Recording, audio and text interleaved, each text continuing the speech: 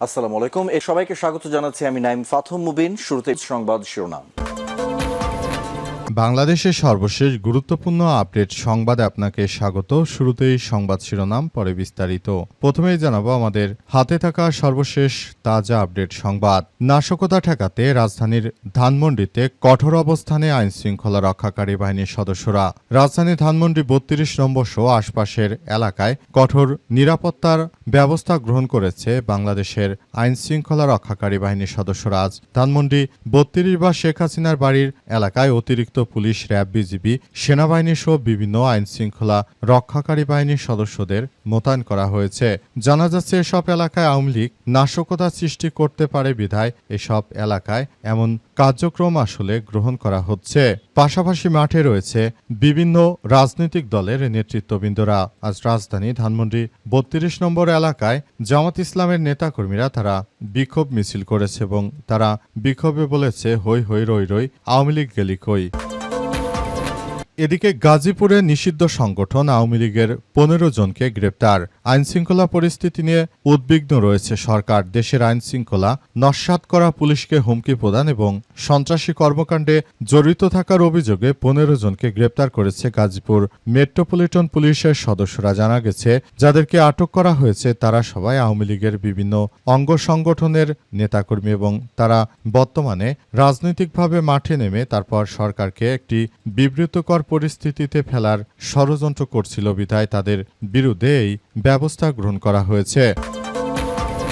এরপর জানাবো, হাতকড়া পরে মায়ের জানাজায় কার্যক্রম নিষিদ্ধ আওয়ামী লীগ নেতা। চট্টগ্রামের পটিয়ায় কারাগার থেকে প্যারোলে মুক্তি পেয়ে হাতকড়া পরে মায়ের জানাজায় অংশ নেন আইয়ুব বাবুল নামের কার্যক্রম নিষিদ্ধ থাকা আওয়ামী লীগের এক নেতা। আজ রাত ৯টা থেকে ৫ ঘন্টার জন্য প্যারোলে মুক্তি পান তিনি। এরই মধ্যে রাত ৯:৩০টার দিকে তিনি মায়ের জানাজায় অংশগ্রহণ করেছেন।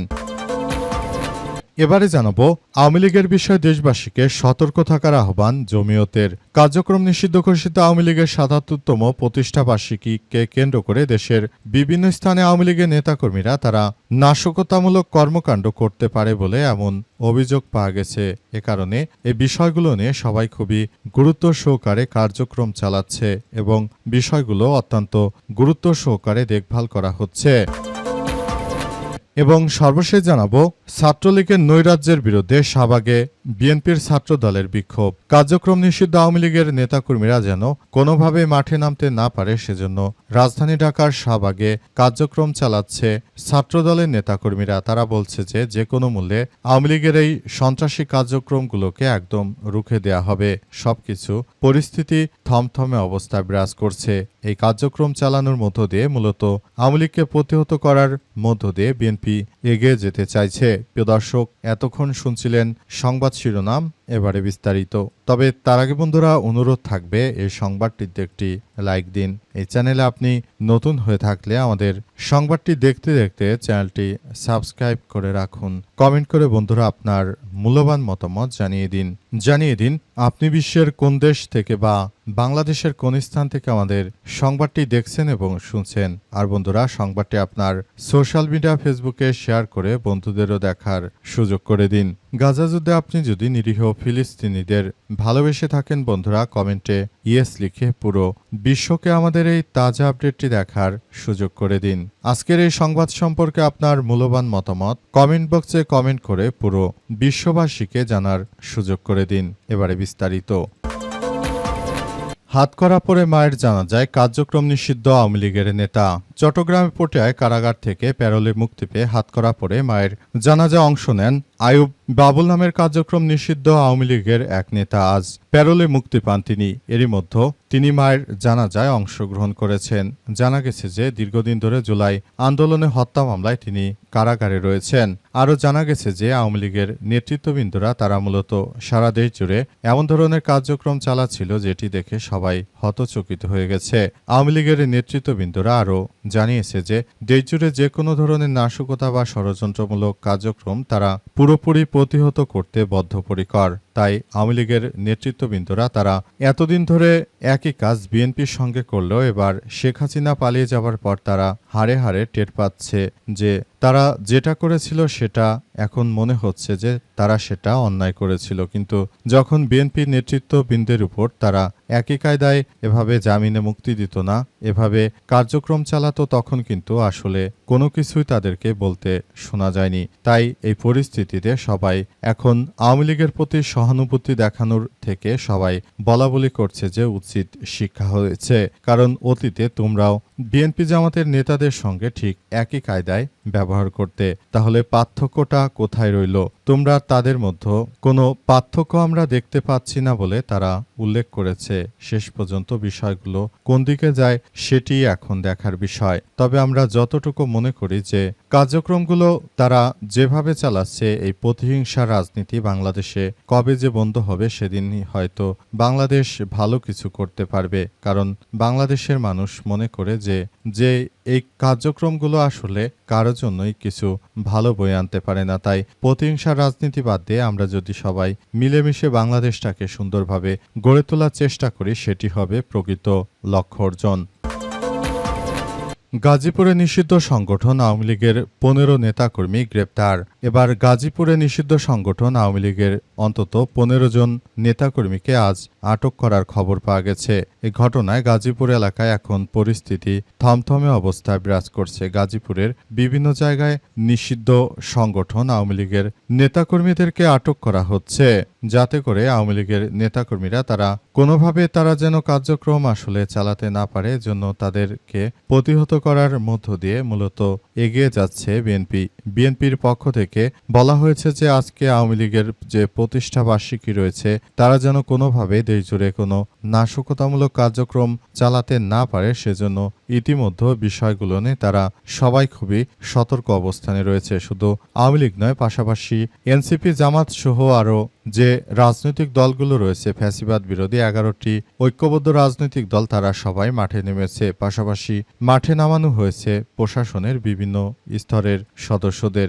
এর মধ্যে র্যাবের সদস্য রয়েছে, পাশাপাশি আরও রয়েছে এপিবিএন সহ বিভিন্ন সদস্যরা রয়েছে। তাদেরকে যথাযথভাবে মাঠে নামানো হয়েছে, যাতে করে আওয়ামী লীগের নেতাকর্মীরা দেশজুড়ে কোনোভাবে কোনো নাশকতামূলক কর্মকাণ্ড আসলে চালাতে না পারে, সেটি ইতিমধ্যেই সবাই দেখভাল করছে। নতুন করে কোনো ধরনের সমস্যাগুলো না সৃষ্টি হোক, সেই প্রত্যাশা সবার। আওয়ামী লীগের বিষয়ে দেশবাসীকে সতর্ক থাকার আহ্বান জমিয়তের।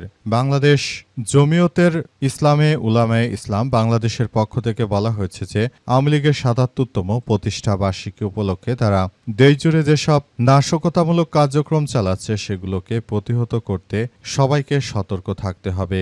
এই নিষিদ্ধ সংগঠনটি বিগত ১৭ বছর শুধুমাত্র ভারতের পারপাস সার্ভ করেছে। তারা কখনোই বাংলাদেশের জন্য কোনো ভালো কিছুই আসলে করতে পারেনি। তারা মূলত এমন কিছু করেছে, সারা বাংলাদেশটাকে তারা একটা নৈরাজ্যকর পরিস্থিতির মধ্যে ঠেলে দিয়েছে। বিষয়গুলো আসলে কোনোভাবে গ্রহণযোগ্য হতে পারে না। আওয়ামী দুর্বৃত্তরা তারা শুরু থেকে বাংলাদেশটাকে একটি ধ্বংসাত্মক জায়গায় নিয়ে যাওয়ার যে অপচেষ্টা করেছে, এর জন্য তাদেরকে আমরা বাংলাদেশি হিসেবে কখনোই ক্ষমা করব না। তারা আসলে যেটা করেছে সেটা অবশ্যই তাদের প্রাপ্য ছিল, এবং এ কারণে শেখ হাসিনা কিন্তু দেশ ছেড়ে ভারতে পালিয়ে যেতে বাধ্য হয়েছে। তাই আমরা আওয়ামী দুর্বৃত্তদের ব্যাপারটি নিয়ে খুবই সতর্ক অবস্থানে রয়েছি। এ অবস্থায় আসলে যে কোনো মূল্যে আওয়ামী লীগের নেতাকর্মীদের আমরা প্রতিহত করব, এবং তারা যেন ভবিষ্যতে কখনো কার্যক্রম আসলে না চলে সেটি আমরা দেখভাল করছি। আরও বলা হয়েছে যে যারা নতুন করে এই ধরনের সমস্যাগুলো সৃষ্টি করতে চায় তাদের কোনোভাবে আসলে ছাড় দেওয়া হবে না। আওয়ামী লীগের যে কোনো নাশকতা প্রতিরোধে সর্বোচ্চ সতর্ক অবস্থানে রয়েছে আইন শৃঙ্খলা রক্ষাকারী বাহিনীর সদস্যরা। রাজধানী ঢাকা জুড়ে আওয়ামী লীগের নিষিদ্ধ সংগঠনের যে কোনো ধরনের কার্যক্রমকে প্রতিহত করার জন্য পুরোপুরি মাঠে সক্রিয় অবস্থানে রয়েছে আইন শৃঙ্খলা রক্ষাকারী বাহিনীর সদস্যরা। আইন শৃঙ্খলা রক্ষাকারী বাহিনীর সদস্যদের পক্ষ থেকে বলা হয়েছে, আমরা মাঠে সক্রিয় অবস্থানে রয়েছি। নিষিদ্ধ সংগঠন আওয়ামী লীগের যে কোনো কার্যক্রমকে আমরা প্রতিহত করতে বদ্ধপরিকর। আওয়ামী লীগের নেতাকর্মীরা তারা কোনো কিছুই আসলে এখন পর্যন্ত তেমন তেমন দেখানোর মতো কিছুই করতে পারেনি। সারা দেশ জুড়ে আওয়ামী লীগের নেতৃত্ববৃন্দরা তারা একরকম ধরাশায়ী হয়েছে, কারণ তারা শুরু থেকেই মনে করেছিল যে এই যুদ্ধ হয়তো তারা খুব ভালোভাবে জয়লাভ করতে পারবে। কিন্তু যতই পরিস্থিতি দিন দিন যাচ্ছে ততই আওয়ামী লীগের জন্য আরও অসুবিধাজনক অবস্থানে চলে যাচ্ছে রাষ্ট্রের সবকিছু। আওয়ামী লীগের নেতাকর্মীদেরকে ধাপে ধাপে একদম নস্যাৎ করে দিচ্ছে সবকিছু। তারা আসলে কোনো কিছুই কোনো কার্যক্রম চালিয়ে যেতে পারছে না। পুরো আওয়ামী লীগের নেতৃত্ববৃন্দরা তারা নতুন করে যে ধরনের কার্যক্রম আসলে শুরু হয়েছে, এটি আওয়ামী লীগের নেতাদের জন্য এক ভয়াবহ বিপর্যয়ের মুখোমুখি ঠেলে দিচ্ছে।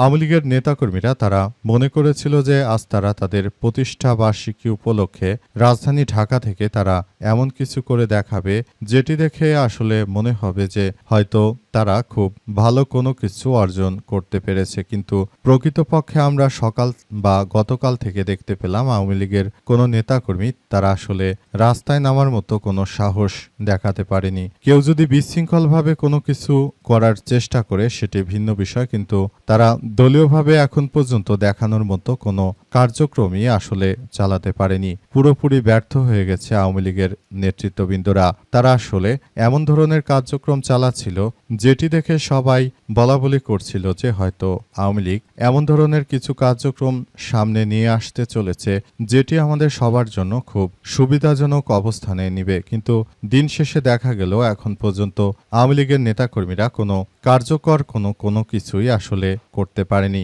তারা সবকিছু একদম ধ্বংসস্তূপের মধ্যে পড়ে গেছে। নিজেরা নিজের দলের জন্য এখন পর্যন্ত তেমন কোনো কিছুই আসলে কার্যক্রম তারা চালাতে পারছে না। এই বিষয়গুলো সবাইকে ভাবিয়ে তুলেছে।